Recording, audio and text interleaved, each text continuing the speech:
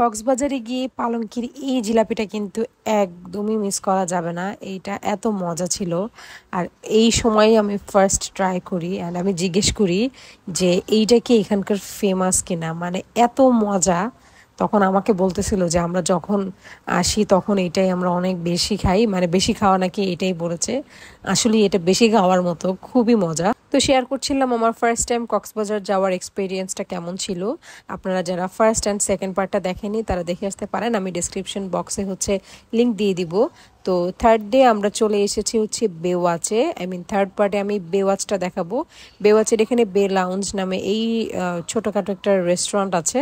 মানে আমার কাছে এটা খুবই ভালো লেগেছে। এইটার পরিবেশ, আমরা যদি ওখানে কিছু খাই নাই, জাস্ট ভেতরে একটু বসার খুব সুন্দর জায়গা ছিল, তারপরে ভালো ভালো ছবি তোলার স্পট ছিল, তাই আমরা গিয়েছি। আসলে খাই নাই বলতে আমাদের পেট একদম ভরা ছিল।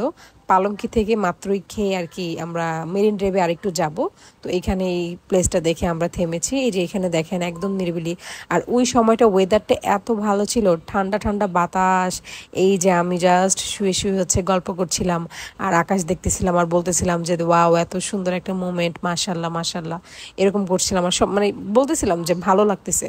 তো যাই হোক, খুব একটা রিল্যাক্স একটা টাইম গিয়েছে আমাদের। ওইখান থেকে ফিরতে ফিরতে আমাদের অনেক রাত হয়ে গিয়েছিল। তারপরে আমরা আলগোনিতে গিয়েছি ডিনার করার জন্য। তো আসলে আরও অনেক ভিডিও ছিল, মানে নেওয়া হয় নাই, আসলে গল্প করতে করতে আর ভিডিও ক্লিপ নেওয়া হয় নাই। তো যাই হোক, খাবার খেতে চলে আসছি। তো এখানে খাওয়া হয় নাই, কারণ এখানে আমরা যা যা খাবো আর কি, যেমন লইটা ফ্রাইটা এইটা ছিল না। লইটা ফ্রাই কিছু ভর্তা ছিল না, এখানে খুব বেসিক মাছ মাংস ছিল। মাছ মাংস খেতে খেয়েই যায়। তো যাই হোক, ওই দিন বাসায় মানে হোটেলে গিয়ে ঘুমাই গেছি। পরের দিন সুইমিংয়ে নামবো। তো এখানে কক্স টুডেতে এখানে সুইমিংয়ের একটা আলাদা পোর্শন আছে, এখানে জুতা টুতা আমরা সব জমা দিয়ে আর কি যাবো। ওই যে এখানে সুইমিং, আমরা ফার্স্টে ভেবেছিলাম সুইমিংয়ে নামবো না, স্পেশালি আমি যেহেতু সাঁতার পারি না। আমি সুইমিংয়ে নামলেই আমাকে একদম পানির নিচে চুবাই দেয়। তো এই জন্য আমি নামতে চাই না, আর নামলেও একদম কর্নারে কর্নারে ভয়ে ভয়ে থাকি। ভেবেছিলাম নামবো না, কিন্তু সুইমিং পুল দেখে কি আসলে আর মাথা ঠিক থাকে বলেন?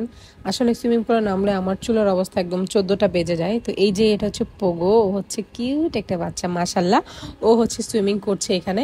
এখন আমি জাস্ট নামবো এবং সবার থেকে একটু আলাদা আলাদা থাকবো, একদম আলাদা। কারণ আমাকে সবাই সবাই জানে আমি সুইমিং পারি না, এই জন্য কি করে সবাই আমাকে একদম পানির নিচে চুবাই ধরে। আর আমি একদম পানি টানি খেয়ে আমার একদম অবস্থা খারাপ হয়ে যায়। আমি মাথায় একটা ক্যাপ পরে নিছি। সো আমরা হোটেলে গিয়ে একটু ফ্রেশ ট্রেশ হয়ে তারপরে পালংকি রেস্টুরেন্টে লাঞ্চ করতে চলে আসছি।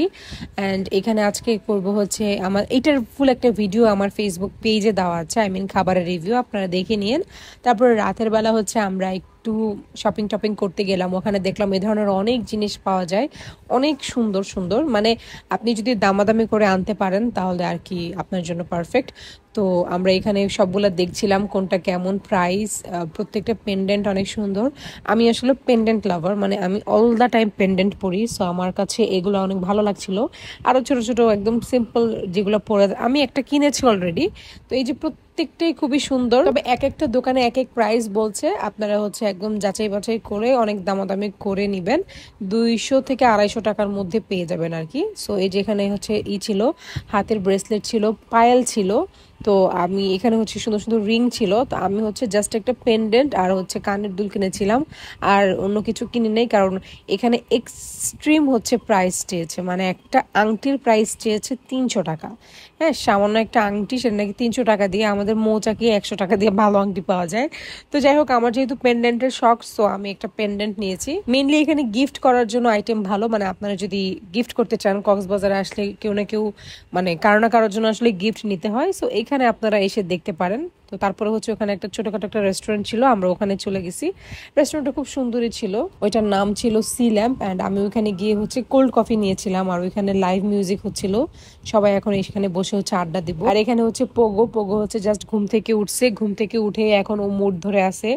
ও প্রচন্ড মুডি একটা ছেলে, ওর যখন মন চাইবে ও ঠিক তখনই কথা বলবে, ওর যখন মন চাইবে না ও কারোর সাথে কথা বলবে না, ও এরকম। তো এই যে আমি ওরা অনেকক্ষণ ধরে ডাকতেছিলাম, কথা বলতেছিলাম, ও জাস্ট আমাকে পাত্তাই দিল না। আমি তারপরে আবারও বের হয়েছি কিছু জিনিস দেখার জন্য। এখানে এই যে শামুকগুলোর মধ্যে আপনারা চাইলে নিজেদের নাম খোদাই করে নিতে পারবেন, অথবা ভালোবাসা মানুষের নাম খোদাই করে নিতে পারবেন। আর এই যে আমি এই পেন্ডেন্টটা কিনেছি, খুবই সুন্দর। কক্সবাজারে গিয়েছি, আচার কিনবো না এটা তো হইতেই পারে না। এই মামার দোকান থেকে নর্মালি মাহাদি আচার নিয়ে আসে আমাদের জন্য। জন্য। তো ওদের আচারটা খুবই মজা, কিছু কিছু আচার থাকবে দেখবেন যে বালি বালি লাগে, বাট এই মামার আচারগুলো একদম ফ্রেশ। উনি কিন্তু ফেক এবং রিয়েলটা দেখাই দেয় যে রিয়েলটা এত মজা হবে, ফেক এটা এই প্রবলেম হবে। তো আমরা অল দ্য টাইম যেটা অরিজিনাল ওইটাই নিয়ে আসি। তো এখান থেকে হচ্ছে নাগা মরিচের আচার নিয়েছিলাম, আমের আচার নিয়েছিলাম, যেটা আর কি নতুন কিছু আসছে। আর প্রত্যেকটা আচার মানে আচার টেস্ট করতে করতে অবস্থা খারাপ হয়ে গেছে, এত আচার হচ্ছে উনি টেস্ট করাইছে। তো আলটিমেটলি পরবর্তীতে আমার কাছে মনে হয়েছে সবগুলোর টেস্ট একই রকম, সবগুলো একই রকম আচার। তো আমি বেশি কিছু আচার নেই, কারণ আলটিমেটলি বাসায় আচার নিয়ে আসলে এটা খাওয়া হয় না, নষ্ট হয়ে যায়। আই মিন মানে পড়ে থাকে, একটা সময় ফেলে দিতে হয়। তো আমি খুব কম পরিমাণের আচার নিয়ে আসছি, মানে যেমন এই 2 বক্স নিয়েছি আর জাস্ট একটা পলিথিন, মানে এইরকম টাইপের একটা প্যাকেট নিয়েছি, বেশি আচার আমি নেই নাই। তারপরে রাতের দিকে চলে গিয়েছিলাম মেরিন ড্রাইভে। আমরা অনেকবার করে মেরিন ড্রাইভে গিয়েছি, আর নর্মালি হচ্ছে ভালোই লাগে। তো এরপরে হচ্ছে জাউবাগান রেস্টুরেন্টে এসে আমরা রাতে ডিনারটা কমপ্লিট করি। ভাই অস্থির ছিল। পরের দিন সকালে হচ্ছে এই যে আজকেই আমাদের লাস্ট ডে, আগামী মানে পরের দিন সকালে আমি চলে আসব। আমি একা আগে আসব, যেহেতু আমার পরের দিন অফিস আছে। ওরা হচ্ছে গাড়িতে আসবে, আমি বাই এয়ারে আসব। আমার তাড়াতাড়ি আসতে হবে, আমাকে রেস্ট নিতে হবে। সো এই যে আমরা হচ্ছে আবার মেরিন ড্রাইভে যাচ্ছি ছবি তোলার জন্য, একটু ঘোরার জন্য। তো এই যে এখন আবারও বে ওয়াচের সামনে দিয়ে যাচ্ছি। আর বে ওয়াচের রুম ভাড়া ভাই অনেক বেশি, অনেক বেশি, প্রায় 7,500 টাকা প্লাস। মানে ওনাদের কোনো 6,000 টাকার রুমই নাই। তো যাই হোক, এত দূরে আসলে থাকাটাও, যারা আসলে নিরিবিলি পছন্দ করে তাদের জন্য বেওয়াচ ওকে, বাট যারা একটু আশেপাশে রেস্টুরেন্ট চায় বা এই চায় তাদের জন্য আবার কলাতলির ওইখানে যা যা আছে তা ওকে। তো এই যে আমরা মেরিন ড্রাইভের এখানে এসেছি, খুবই সুন্দর, খুবই সুন্দর, একদম মানে নিট অ্যান্ড ক্লিন। যদিও হচ্ছে এখানে নাকি আরো স্পেস ছিল, অনেক নাকি কেটে নিয়েছে রাস্তা, শুনেছি রাস্তা নাকি আরো কাটবে। তো যাই হোক, এই যে এখানে আমি মাহাদি হচ্ছে এখানে রিলস বানাচ্ছিলাম, এন্ড এগুলা সবগুলা হচ্ছে আমাদের ফেসবুক পেজে আপলোড করা আছে একদম টুকটাক করে। খুব ভালো লাগতেছিল, মানে এই মোমেন্টটা এত জোস লাগতেছিল, আমি ও সমুদ্র, মানে এটা একটা ড্রিম ছিল, মানে মাহাদির একটা ড্রিম ছিল যে আমাকে নিয়ে সমুদ্র দেখবে। তো এই যে আমাদের অলরেডি ডান। আর এই যে আজকে আমি হচ্ছে বের হয়ে গিয়েছি, আজকে আমাকে হচ্ছে আগাই দিয়ে আসতে যাচ্ছে। ওরা হচ্ছে আমাকে মানে আমি আসার 2-3 ঘন্টা পরে রওনা দিবে। তো ওরা আস্তে আস্তে মোটামুটি অনেক লেট হবে। আমি চাচ্ছিলাম তাড়াতাড়ি জাস্ট বাসায় যাব, বাসায় গিয়ে একটু ফ্রেশ হবো, বিকজ পরের দিন শনিবার ছিল, আমার অফিস ছিল। এই যে আমি চলে আসতেছিলাম, আমার মনটা একটু খারাপ ছিল একদম। এই কয়েকদিনে একদম বেশি গোলুমোলু মোটা হয়ে গেছি, মানে ওইখানে তো একদম ভাতের উপরেই ছিলাম আসলে। তো এই যে আমি চলে আসছি, আমার ফ্লাইট ছিল হচ্ছে একটা সামথিংয়ে। আমি একটু আগে আগিয়ে আসছি যাতে হচ্ছে কোনো প্রবলেম না হয়, আমাকে একটু আগে আগেই দিয়ে গিয়ে চলে গিয়েছে। আর ওরা রওনা দিয়েছিল ওই দিন বিকালে, মানে ওরা বাসায় আসতে আসতে পরের দিন সকাল হয়ে গেছে, আর ওই সময় আমি অফিস করি। সো ওদের আসে বসে থাকলে আমার একদম 14টা বেজে যাইতো। তো যাই হোক, প্লেনটা হচ্ছে একদম ডিলে করে নাই, অন টাইমে চলে আসছে। এখন আমি হচ্ছে উঠে চলে যাব। তবে বাংলাদেশ বিমানের অবস্থা ভালো না এটা আমি জানতাম, কিন্তু সিচুয়েশন যে এত খারাপ এটা আমি একদমই জানতাম না। আমি এক্সপিরিয়েন্সটা শেয়ার করব আমার সাথে কি হয়েছিল ওই দিন। আজকে এই পর্যন্তই, আর আমার আরেকটা ভিডিও থাকবে, ওইটাই লাস্ট পার্ট থাকবে। আমি শেয়ার করব বাংলাদেশ বিমান নিয়ে আসলে যে আমার এক্সপিরিয়েন্সটা কেন খারাপ ছিল। সো আমার এই আজাইরা বকবক যদি একটু হলেও ভালো লেগে থাকে, আই মিন আপনাদের যদি সময় কেটে থাকে, তাহলে আমাকে একটা সাবস্ক্রাইব করে দিবেন আর অবশ্যই লাইক করে দিবেন। আল্লাহ হাফেজ।